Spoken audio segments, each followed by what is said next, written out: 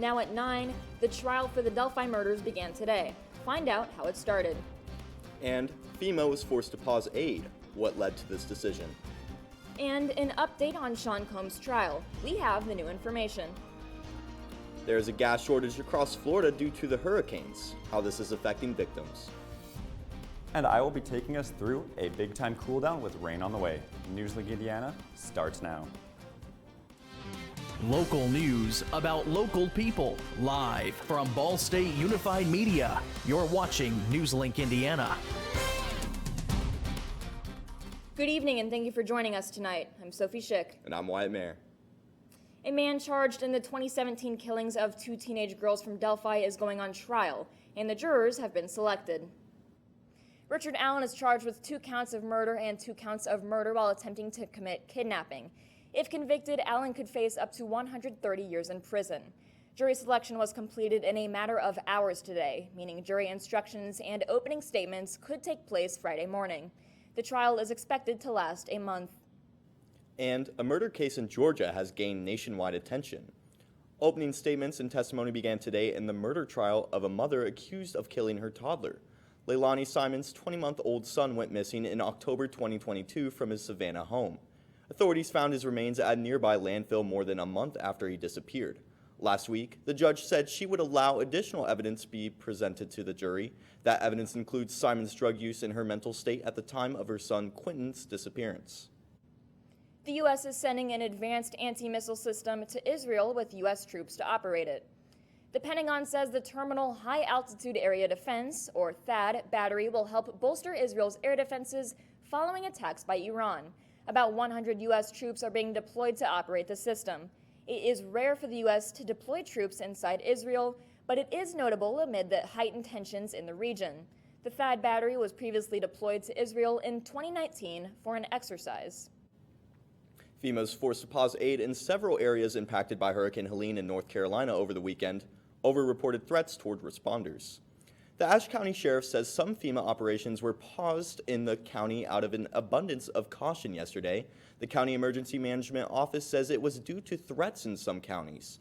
The pauses came amid a backdrop of misinformation about responses to recent storms. Assistance was expected to resume today. Several new lawsuits were filed against Sean Diddy Combs today. At least 6 new suits filed by men, women, and a teenager accuse Combs of sexual assault. The plaintiffs all filed anonymously in federal court, and they are being represented by the same attorneys who are representing at least 120 other alleged victims of Combs. Combs has pleaded not guilty to sex trafficking, racketeering conspiracy, and prostitution-related charges. His trial is scheduled for May 5th. President Biden returned to Florida for a second time in 2 weeks after the recent devastating storms. Yesterday, he met with and thanked a number of first responders and local officials for their response to Hurricanes Milton and Helene.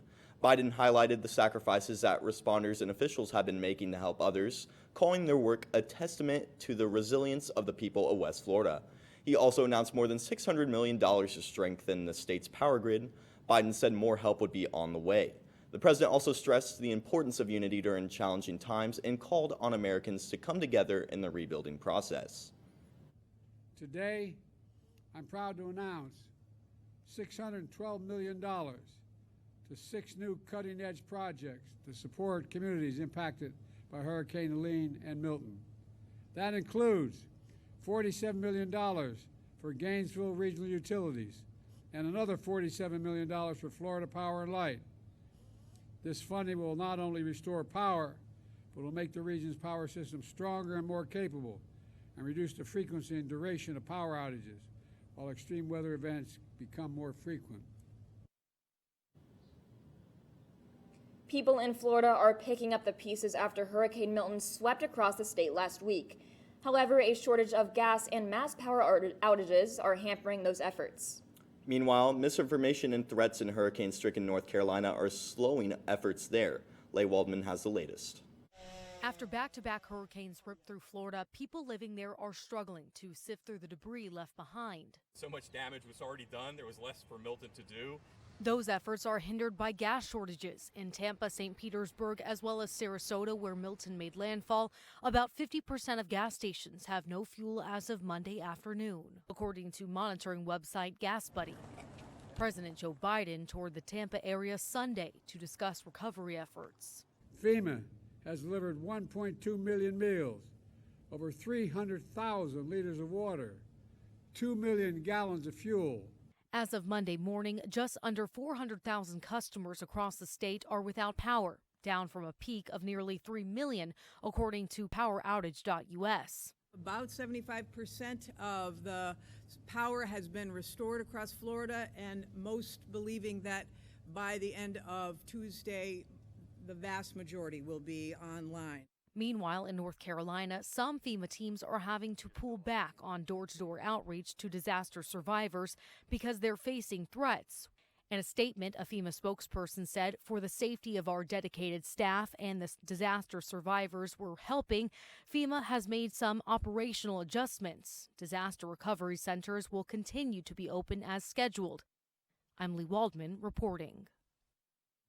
The number of customers without power in Florida has dropped to 470,000 from a peak of around 3 million in the immediate aftermath of the storm.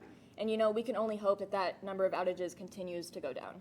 Of course. Now let's check in with Jay to see what our weather will be looking like for the next few days.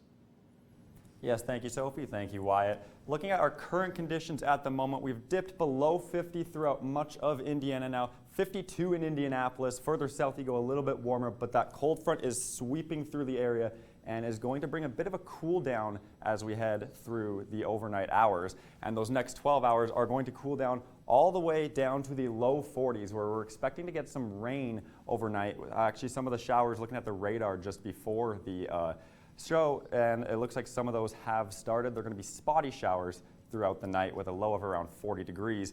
And so what we're tracking are those spotty showers. We're also going to be looking at our first frost possible later this week, and then a late week warm up into the weekend where those temperatures should recover.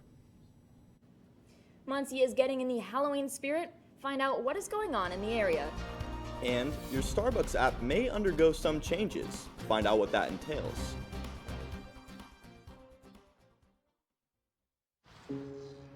Dear moms and dads, what you have achieved here today is going to help us and our futures. It is why we are coming up on stage to collect your diplomas. You know it's true. Mom, we love you always. Everything I do. When you graduate, they graduate. Visit finishyourdiploma.org to find free and supportive adult education centers near you. Last week, Brandon met a girl on a dating app. One day after work, he finally found the courage to ask her out. No answer. He started to panic. Was he being too pushy? Maybe it was too... Hey, sorry I didn't respond. I was driving. I would love to go on a date. How does tonight sound? Brandon tried to play it cool, but inside he knew. A girl so smart, so responsible. She must be a keeper.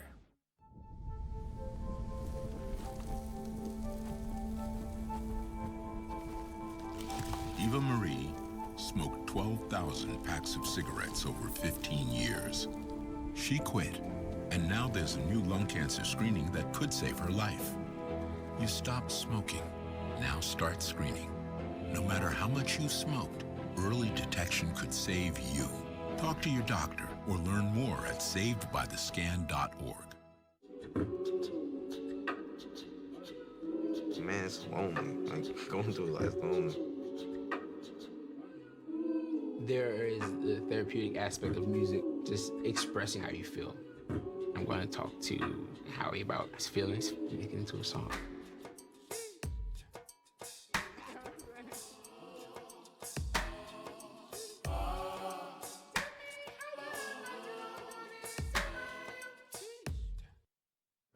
Have you ever wanted to visit a state park, but you weren't sure where to start? Well, Ball State has a program for you. Adventure Trips is a program held by Outdoor Pursuits through Ball State. These trips are open for all levels of experience and for varying lengths of time. They're offered through the semester and even in the summer. Students can not only meet new people, but also learn safety tips for outdoor activities. Activities range from walking trails to kayaking and paddleboarding.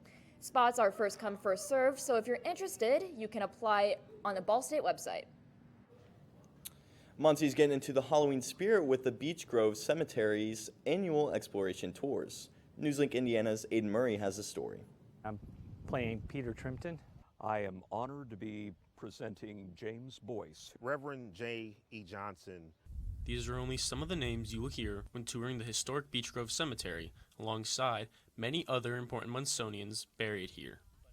We talk about the architecture of the mausoleums and the headstones, and even about the first superintendent, who was really integral in getting some of the things built here, like the Gothic gate that you come in, also all the trees that were planted here, and all the landscaping. So really making it into a park, which is what it was used for as well during the Victorian period.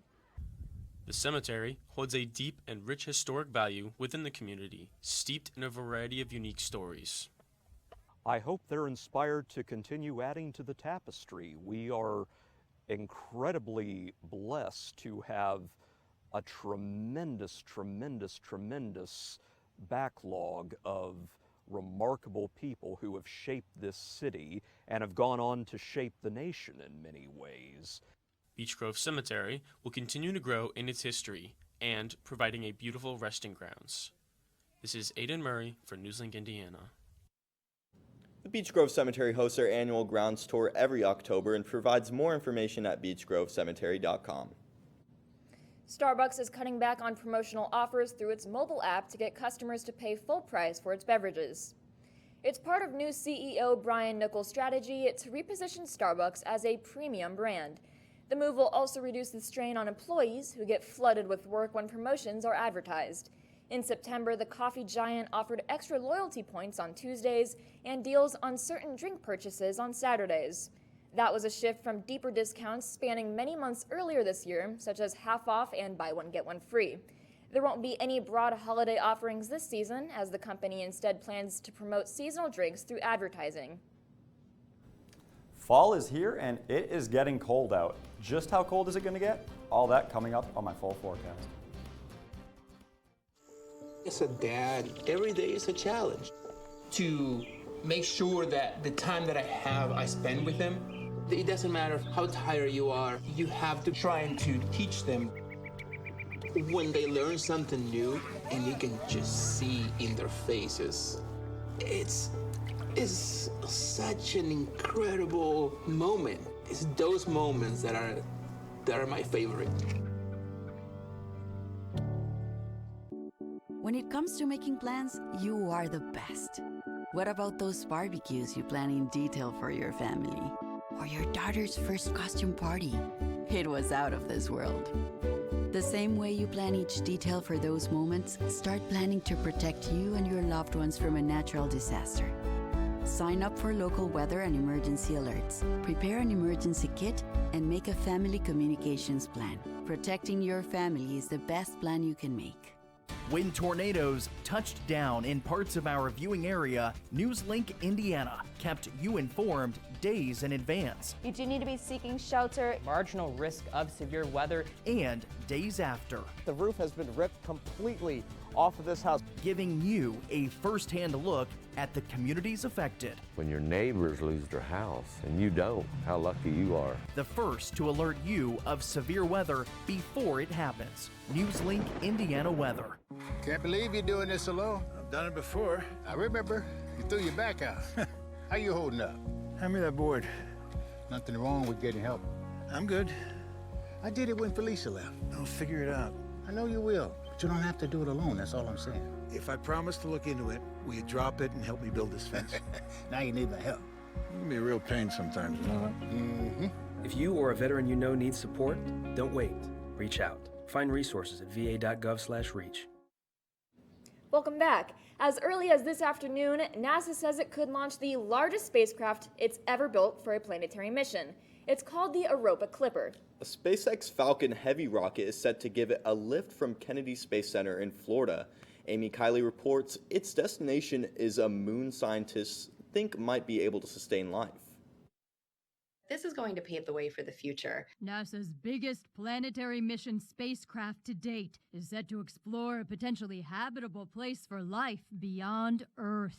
The Europa Clipper is named after its destination, an icy moon of Jupiter. We scientists have been dreaming about a mission like Europa Clipper for more than 20 years. Scientists think the moon Europa is one of the best bets in the solar system for sustaining life. Under its surface, they believe it has an ocean, with tides from Jupiter's gravity that produce heat. Scientists believe Europa has the suitable conditions below its icy surface to support life.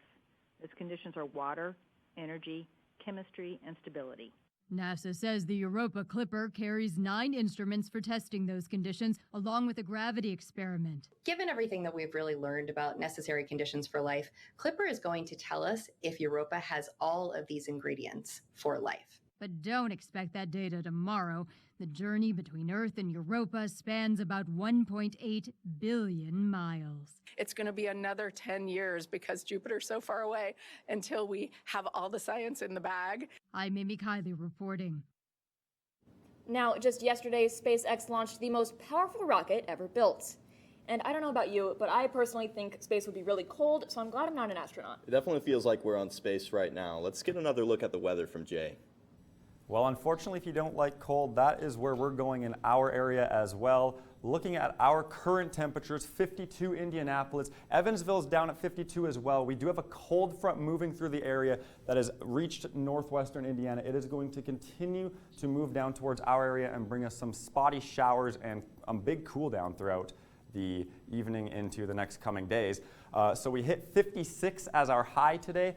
Our average is 67, so we're actually under now with this cool off here. Our record high 3 years ago in 2021 of 84, so we're a little bit off of that record at the moment.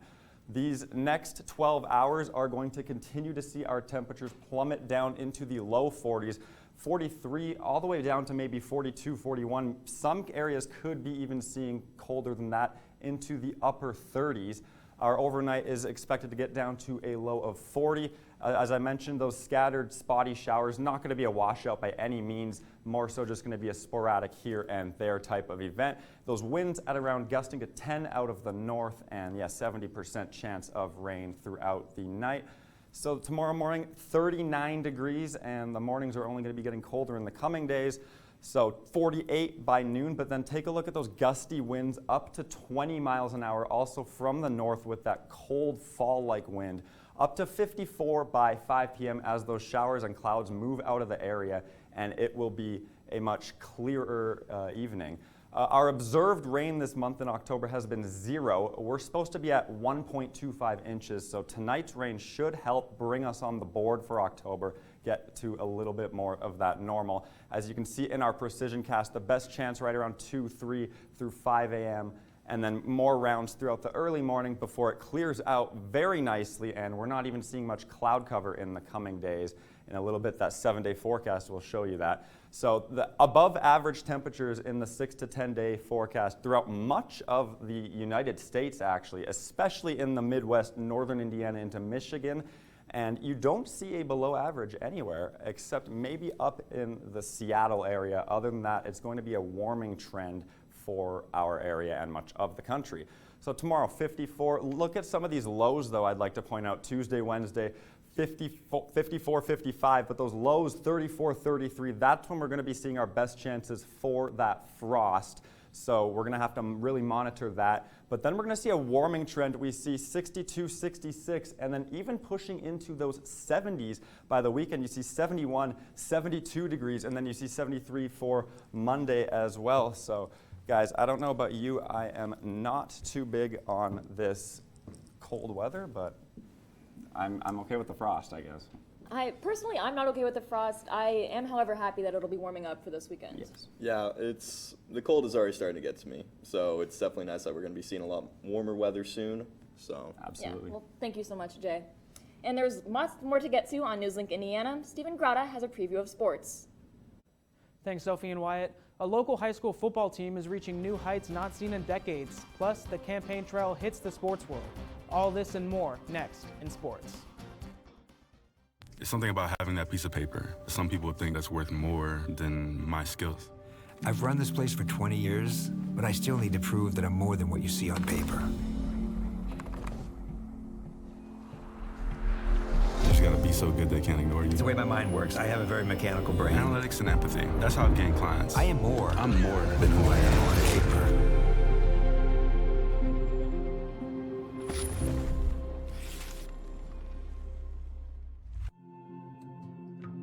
When I was growing up, my mom was extremely tidy. We were trained to put things back where we got them from.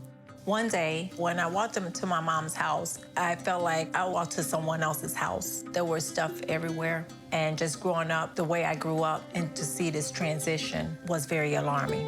When Sean talked to me, it was a wake-up call, and that's when I went to the doctor.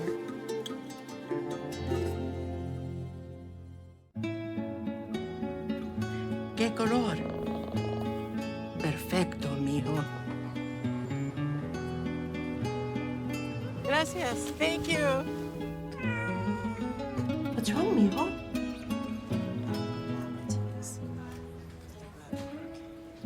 Donating to a pet's medical care is one of the many ways you can help families in your community.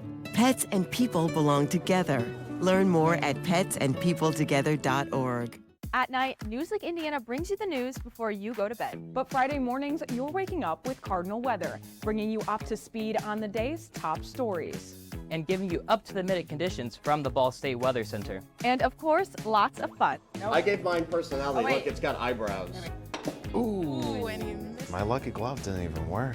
But I also am excited for those fall temperatures. Start your Friday mornings with Cardinal Weather, live on the Cardinal Weather Facebook page. Welcome back to NewsLink Indiana. I'm Stephen Grotto with sports. Ball State flew to Dick's Stadium this past Saturday to take on the Kent State Golden Flashes. After a close loss to Western Michigan the week before, the Cardinals looked to fly back into action and started the game off with a quick 10-0 first quarter after an early Braden Sloan touchdown. The offense kept clicking into halftime, scoring another 10 points in a 20-7 first half. The Flashes did not back down, however, as they fought back from the deficit, but fell short, giving the Cards the 37-35 win in Ohio. The Cardinals now look to keep this momentum as they travel to Tennessee to take on the Vanderbilt Commodores. The Madison Grant Argyles are in the midst of a record-breaking football season. NewsLink Indiana's Jaden Collins has more. History in the making. 4 words that can easily be used to describe the Madison Grant football team through the 2024 regular season. The Argyles came into their Week 8 matchup against Alexandria with a 7-0 record for the first time in 28 years, and they had no sign of slowing down. With a win over the Tigers, head coach Brady Turner becomes the winningest coach in Madison Grant history. The Argyles got off to a hot start with a Brock Barnhart interception. The mighty Argyle rushing attack would then take advantage, scoring touchdowns on 5 consecutive drives to take a 40-10 lead into the break, with 3 of those scores from fullback Rosin White. The Argyles kept their foot on the gas in the second half. Running back Cole Stitt goes up and over a Tigers defender, however the play is negated because of a hold. But the very next play, the junior Rosin White once again stiff arms his way to his 4th touchdown of the night as the Argyles defeat Alexandria 62-17. With this win, Madison Grant sets up a conference championship game Friday against the undefeated Mississinawa Indians. Head coach Brady Turner was excited about his personal milestone, but knows his team has a huge test ahead. Coming out here as a young kid, watching Coach Gunda win all those games and sitting in the stands, watching how he did it, it means a lot. It means a lot doing it with the coaching staff I did it with. For the most part, we've been taking it one game at a time with these guys. This is a good stretch here at the end. We have some good teams that we got to defeat, so we've been focused on that. As the gauntlet begins for Madison Grant, a championship would make a huge impact on the team. Oh, this means everything. It shows what our coach is doing. Coach Brady, Coach Bryce, all of our coaching staff, Coach Massey, strength and conditioning. It shows how they turned around the program and making us into some dogs. So the Argyles host Mississinawa in a battle of unbeatens Friday at 7. In Fairmont, Jaden Collins, NewsLink Indiana. With Election Day drawing near, presidential candidates turn their efforts toward the sports world this weekend. The Democratic National Convention launched its first NFL ad campaign in battleground states for candidate Kamala Harris. On Sunday, skywriting and flyovers appeared over the Pittsburgh Steelers Las Vegas Raiders game, the Arizona Cardinals Green Bay Packers game in Green Bay, the Atlanta Falcons Carolina Panthers game in Charlotte, and the Cleveland Browns Philadelphia Eagles game in Philadelphia. Skywriting messages read, "Vote Kamala," like the one seen on screen. The DNC's flyover banners also read, "Sack Trump's Project 2025, vote Kamala," and "Go Birds, Sack Project 2025, vote Kamala." To take things to the racetrack, Republican vice presidential candidate J.D. Vance made a visit to the Charlotte Motor Speedway for the Bank of America Roval 400 on Sunday. Vance was joined by his family as well as Donald Trump Jr. on his visit to the track before the race. Vance was seen taking pictures with legendary drivers Richard and Kyle Petty, as well as two-time Cup Series champion Kyle Busch. Vance also joined Busch and team owner Richard Childress on pit road before the race, where he was shown in the ins and outs of Busch's number 8 Chevy Camaro. Feels good to be back in the win column with football. I mean, I really missed winning. Yeah, absolutely. I mean, it's always an exciting time when the Cards do win. Yeah, definitely excited to see where the Cardinals are going to be going moving forward. Yeah, thank you so much, Stephen. And after the break, Cameron No has your campus coverage. And we have one final look at the weather. Attacks against Asian Americans and Pacific Islanders are on the rise. My simple solution to the problem was remove people from the scene and help them feel safer. In terms of the hate crimes, I think there is so much more work to be done. We really need to come together and tackle this issue as a community.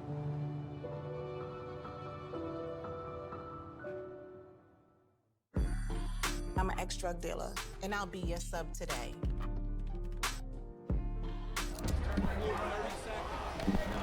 Two milligrams of fentanyl can be lethal.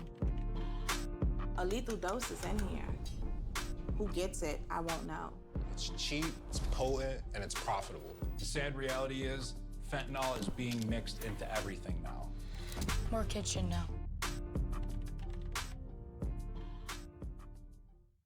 There are 16 million children struggling with hunger in America. That's 1 in 5 daughters, sons, neighbors, and classmates who don't know where their next meal is coming from. Yet billions of pounds of good food go to waste every year. It's time we do something about it. Feeding America is a nationwide network of food banks that helps provide meals to millions of kids and families in need. Visit feedingamerica.org to help them feed even more. Together, we can solve hunger. Together, we're feeding America.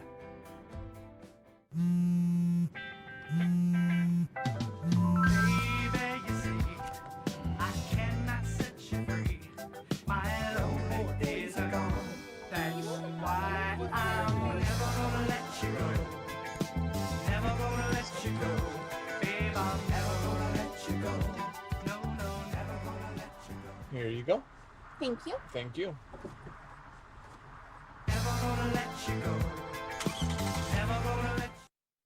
Welcome back. My name is Cameron No, and this is your campus coverage.